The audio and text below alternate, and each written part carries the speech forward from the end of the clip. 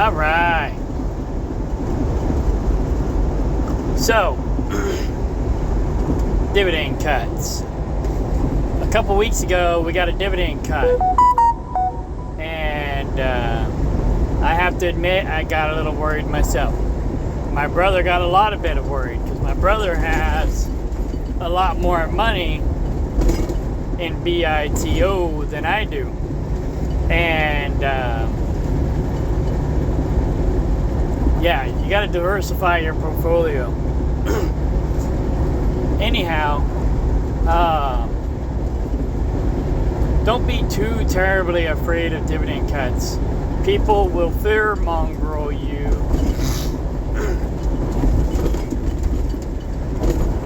about dividend cuts, but they may or may not be only temporary.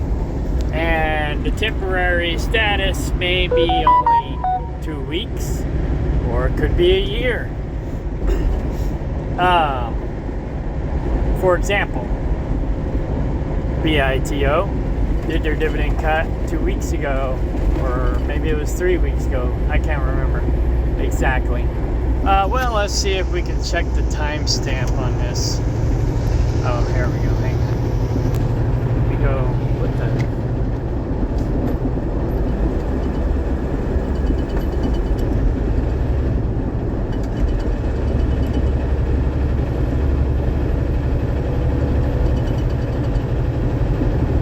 Okay.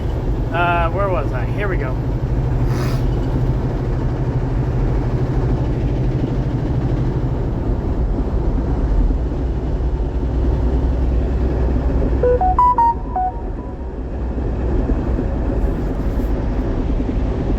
Yeah. All right.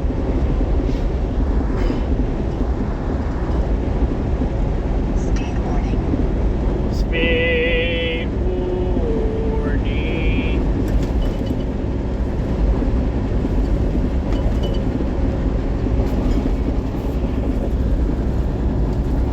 All right. What was the timestamp on this? Oh, here it is. No, that's not it. What the heck?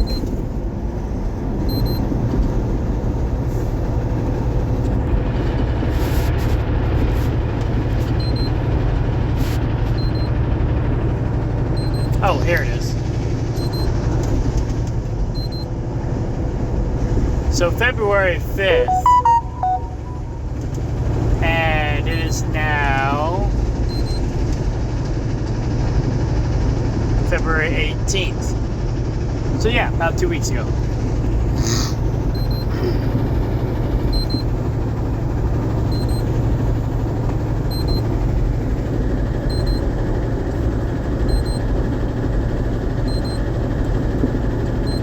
Damn slow trucks want to drive in the left lane.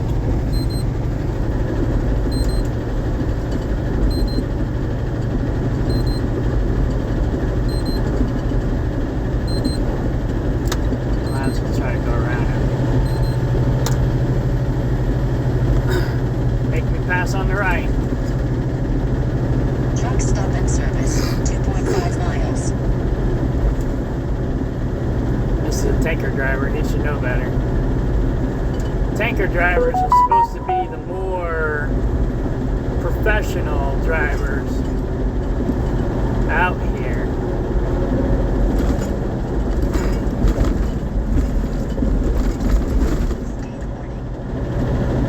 Anyhow, just hanging out in the left lane like a loser. Left lane loser. Anyways, I hate when people do that. Cars, big trucks, it don't matter.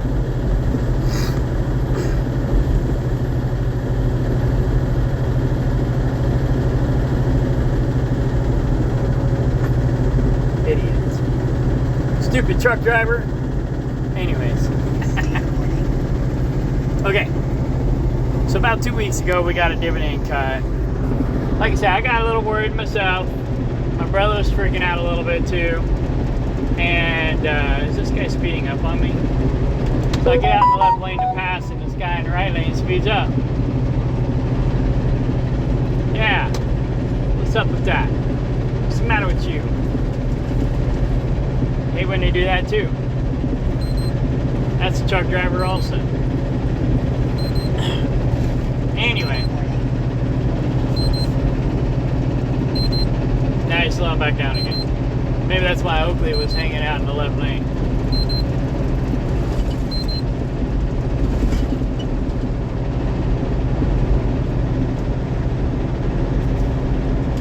We're not even on a hill.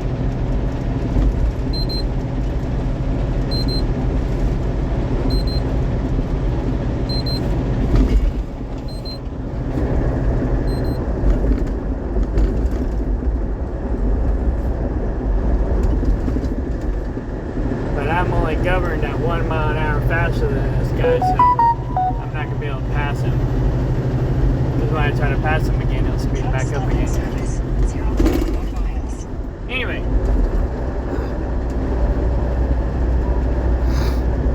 that's one thing that sucks about having a governed truck. Now he's slowing back down again. What the hell?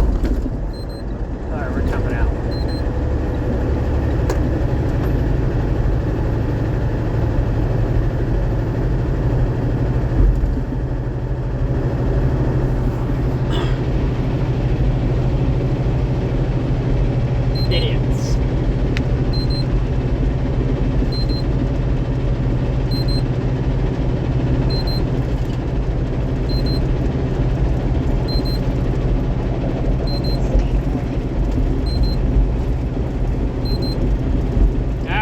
Let's go.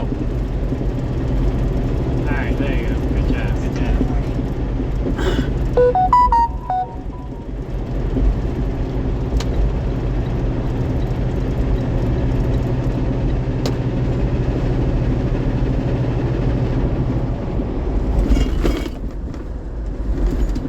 Okay.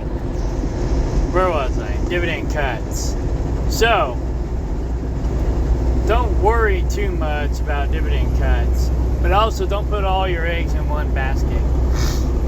So 2 weeks ago, BITO did a dividend cut, and then I don't remember what year this was, but a couple years ago when I first got going in this, and I found Zem, and I was like raving about Zem. My dad jumped in and bought some Zem stock. And then my brother wanted to jump in and buy some Zem stock. So my girlfriend wanted to jump in and buy some Zem stock. And so, as soon as they all jumped in, Zem quit paying a dividend. And everybody was like, what the hell? Even me. I was like, what? They didn't pay a dividend for a whole year. And the stock went down. And then everybody was freaking out. I was even a little freaked out. And so, but I held out. And everybody else held out too until they broke even.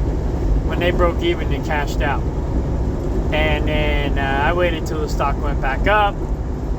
And then it only paid 1% when they started paying a dividend again. So I cashed out. Had I left it in, I'd have made more money later on, but they basically pay an average of like 30%. So you want to look at their average, and if they maintain, their average, then stick with it. But, if the stock is plummeting and they quit paying a dividend, you might want to cut your losses. But, I don't know. I just watched this video on how they was shorting GameStop and a bunch of other stock companies, basically making them go bankrupt. And the way that we the people, saved GameStop, well, two things happened. GameStop ended up having this savvy guru guy step in and take over and got rid of all the people that was creating the problem and turned the company around. And all the people, we the people, decided they weren't going to sell their stock. From what I understand, the only way shorting stocks works is if people sell the stocks on the way down. Because I'm not a connoisseur on this, but the way they explained it to me is, say I'm loaning, say I buy the stock, I loan the stock out because they do have stock lending options. So somebody borrows the stock and pays me, I don't know what it is, like 1%. So not only am I making whatever I'm making off my dividend stocks, I'm also making an extra 1% off of stock lending, or whatever the percentage is. It's about 1%. But anyways, it's not much. But anyhow, so what they do is they try to borrow the stock at a higher rate.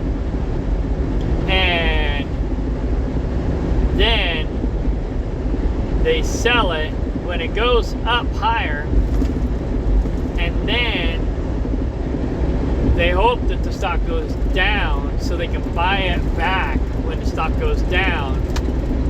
And they have like this window where they have to buy it within a certain time frame. And when the stock goes back down, then they buy it back at a lower rate, and then they return the stock to you,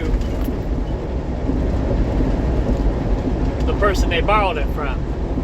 And they still got to pay that 1%, but it's at a lot lower rate or something like that. And so they have to pay less in fees. But if the stock goes bankrupt, then they made a bunch of money selling it high, borrowing it for basically free, and then selling it when it goes up, and then going in and crashing the company to make the company lose money, and then they buy it back whenever it's worth pennies on the dollar, and then boom, they made all that money with all that difference that they sold the stock at.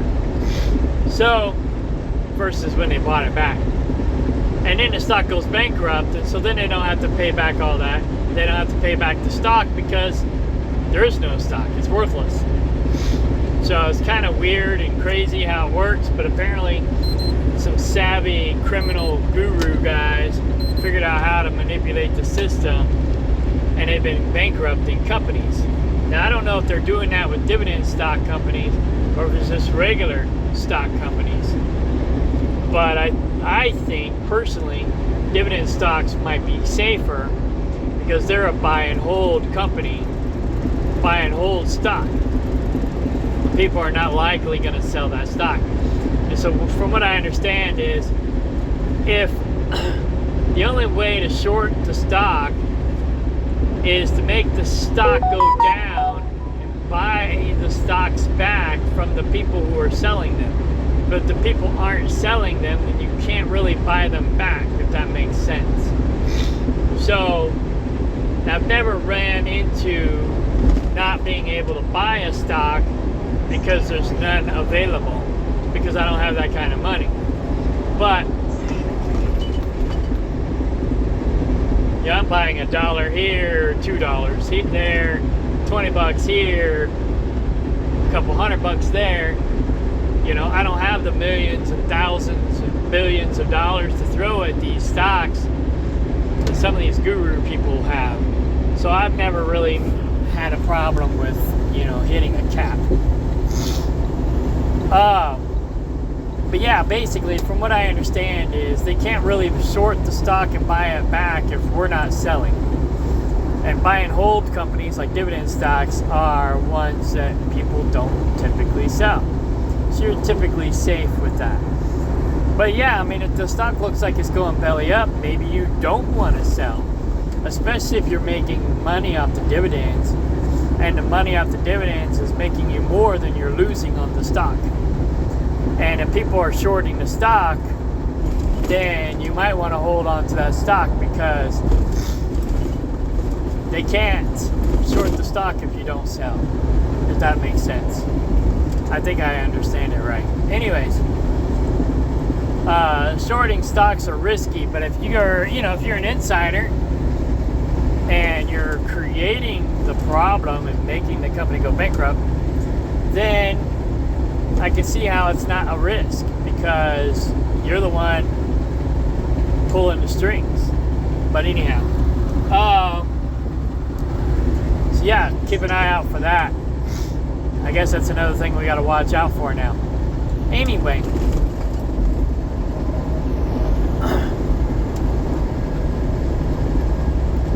so yeah, my stocks were down. They're still down. My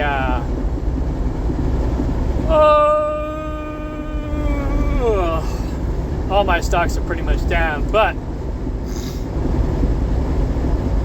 my dividends went from 25% down to 15%. But now,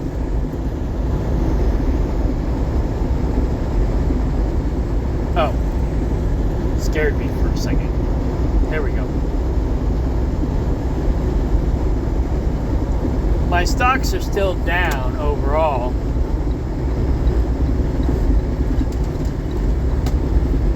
My dividend growth is still down, but my dividends are back up. Not quite as much as they were before, but they're back up. So the dividend cut only lasted 2 weeks this time instead of like a year or a year and a half like it did with Zim. So I'm still not doing too good on paper overall, but my stocks are down $3,000. 5.7 miles. Next opportunity, 54 miles. And 5.6 miles. Next I'm going to make over $3,000 this year. So, as long as the stocks don't go bankrupt, I should be fine. Yeah. So, but don't put all your eggs in one basket.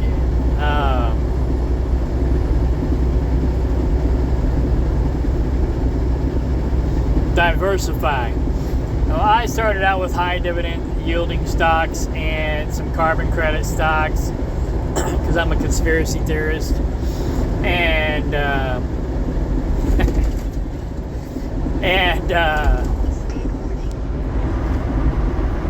some other stocks that I wanted to buy, like Ferrari and stuff like that.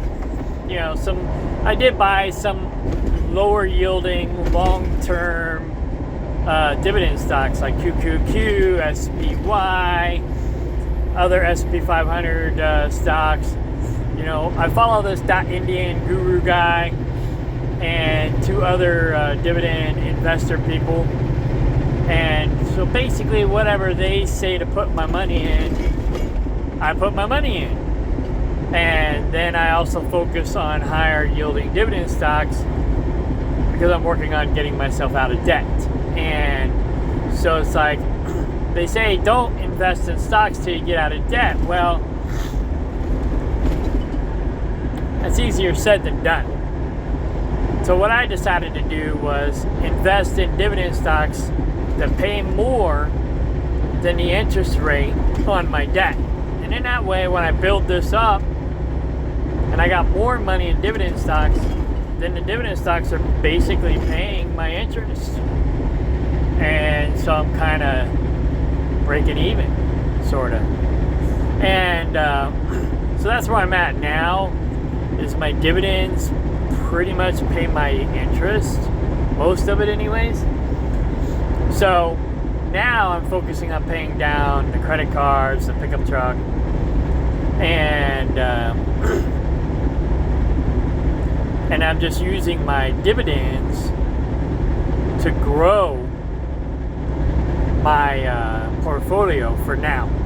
So I'm not growing my portfolio terribly fast right now because I'm paying down my credit cards, my pickup truck, and saving up money to get this mobile home out of foreclosure. And once we get the mobile home and I get the credit cards and the pickup truck paid off or down, then I'll be golden and I'll have more money to put into dividend stocks. And yeah. So yeah, like I said, the purpose of this video was don't get freaked out when you get a dividend cut. Don't cash out. Don't sell. Hold out. Wait and see what happens. And don't put all your eggs in one basket so your dividend cut doesn't hurt you so bad. Like it did to my brother, my girlfriend, and my dad when they all freaked out. I mean, if they would have stayed in, they'd have been okay. But they freaked out, and once they broke even, they cashed out. And then they were kicking themselves in the butt because they didn't hold out. It's like, oh man, if I would have held out, I would have made X amount of money. You know, it's like, yeah, well, yeah, that's why you can't get paranoid with stocks. And if you can't handle volatility, do not do crypto. Like this one guy says, crypto puts the V in volatility. So, I'm not as sensitive as the other three, but I'm not sure I can handle the volatility of crypto. So I just buy 10 coins of each cryptocurrency, whatever I can afford anyways, and then I just sit on it. I'm waiting for one of them to become the next Bitcoin. And when Bitcoin goes back down, which it's coming down, or it was,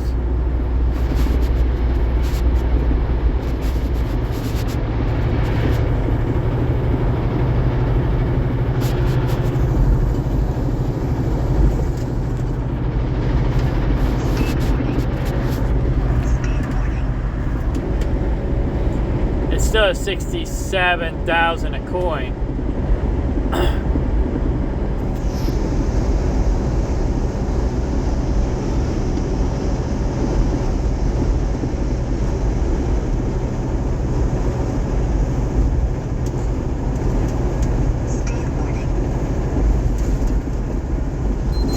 I'm waiting for it to drop down to at least 30 before I start buying more.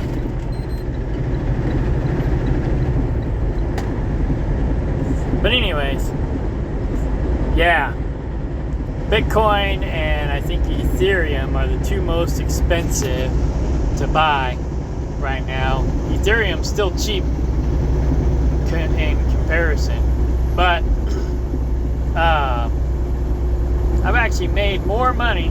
Oh yeah. I only made $34 on Bitcoin because I basically was buying it on the way down, and then I needed the money, so I cashed it out on the way up, and I made 1.43% return on my investment. Not that great, but at least I didn't lose any money. So, and the nice thing is I was guesstimating, because they didn't give us this calculator, this detail in the past. So I was kind of guesstimating when to cash out so I could break even. And I actually made a little bit of money. So I lucked out. But yeah, like I said, back to dividends and dividend cuts. Me personally, what I try to do is I'll just buy $1 of each stock, dividend stock. And then when it pays me, I reinvest. So the ones that pay monthly, I reinvest every month. The ones that pay quarterly, I reinvest every quarter. The ones that pay annually, I reinvest every year. If they pay every 2 years, I reinvest every 2 years. That way I'm putting more money in the ones that pay me more often. And in that way I'll have a bigger monthly income when I retire, and I won't have to wait a whole year for my paycheck. Who wants to wait a year for their paycheck? So, yeah. The nice thing about crypto, they got crypto stacking now, where you can make a return on your investment every week. But I've lost more money in crypto than I made in stacking. and I made more money. I think dividend stocks are a lot safer than crypto stacking. So do dividend stocks first. Have that as your primary, and then do crypto stacking as your secondary. And then start buying 10 of each coin, of all the coins, as your third plan. And then, yeah, sit back and wait. You know, you buy 10 coins at $1, no big deal. If it goes bankrupt, you lose $1. Or, you know, if it dissolves, you lose $1. I'd say a lot of the cryptocurrencies are probably going to go away, and only a couple few are going to stay. But those couple few, if you have at least 10 coins and they become like Bitcoin and become $100,000 coins, boom, you can retire. So yeah, just get the coins as cheap as possible. Get only 10, and then the ones you think might be going someplace, like SOL or Ethereum or XRP, then, you know, maybe put a little bit more in. If you like Trump coin, buy more Trump coin. Trump coin's down. Everything's down, really. So now's the time to buy. And if I wasn't focusing on trying to get this mobile home out of foreclosure and paying down my credit cards right now, I'd be buying a lot more myself. But anyways, yeah. So yeah, don't get freaked out when you get a dividend cut. It might only be temporary. So just hang in there, see what happens. You know, do some more research on the stock, the company.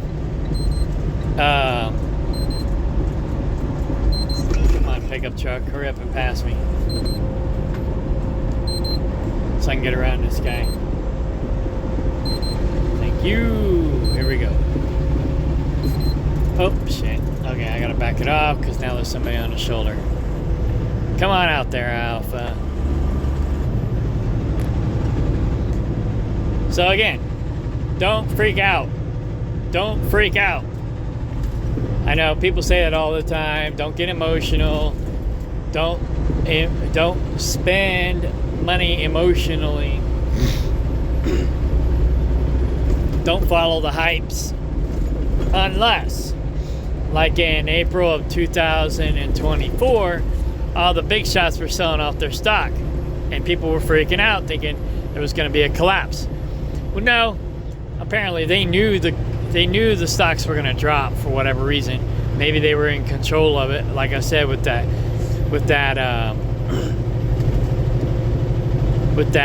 shorting the stocks. You know, they could have been just shorting stocks. So they were selling all their stocks while they were up, and then they were shorting them, and then buying them back when they dropped. You know, who knows? But people were freaking out. They only dropped a little bit in April, and then they started going back up again. So that was in 2024. So let's see if we can go back and look at that. Oh yeah. I did a screenshot for my brother because my brother was freaking out about it, but he didn't watch the video all the way through.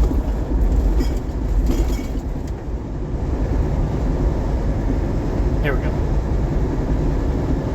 So yeah, the stock dropped right after they sold it. S&P 500.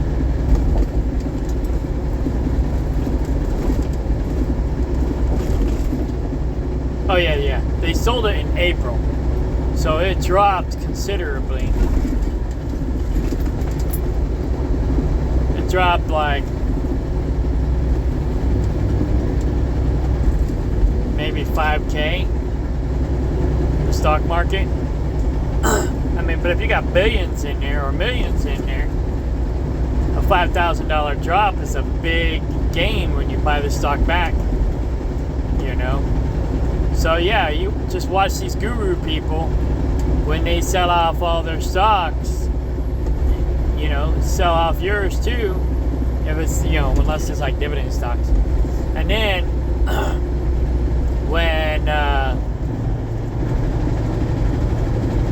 whenever the market drops, buy a pack,